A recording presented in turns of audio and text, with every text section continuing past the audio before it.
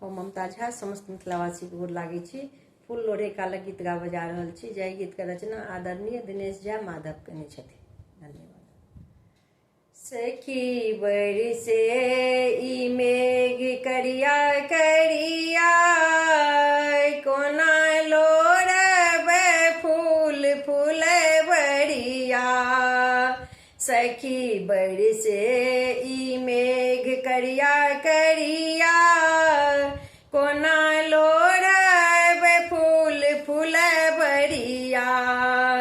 कोना लोढ़ब फूल फुलबरिया। सखी बरसे सावन के बदरिया, कोना लोढ़ब फूल फुलबरिया। खन बरखा बरखे खन ठनका ठनके, खन बरखा बरखे खन ठनका ठनके। खन छिटकै छै इहो बिजुरिया, कोना लोढ़ब फूल फुलबरिया। खन छिटकै छै इहो बिजुरिया, कोना लोढ़ब फूल फुलबरिया।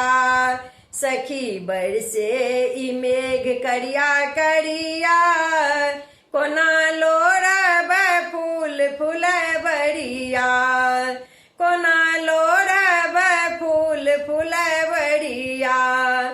केलहुँ सोलह श्रृंगार भेलहुँ भोरे तैयार, केलहुँ सोलह श्रृंगार भेलहुँ भोरे तैयार। बीज जेतै ई बनारस के सरिया, कोना लोढ़ब फूल फुलबरिया।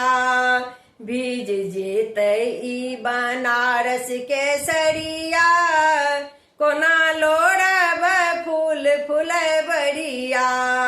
सखी बरसे ई मेघ करिया करिया, कोना लोढ़ब फूल फुलबरिया। कोना लोढ़ब फूल फुलबरिया। पथनी रे भरल पंख सगरो पड़ल, पथनी रे भरल पंख सगरो पड़ल। देखी बड़ी भेलै ई बदरिया, कोना लोढ़ब फूल फुलबरिया।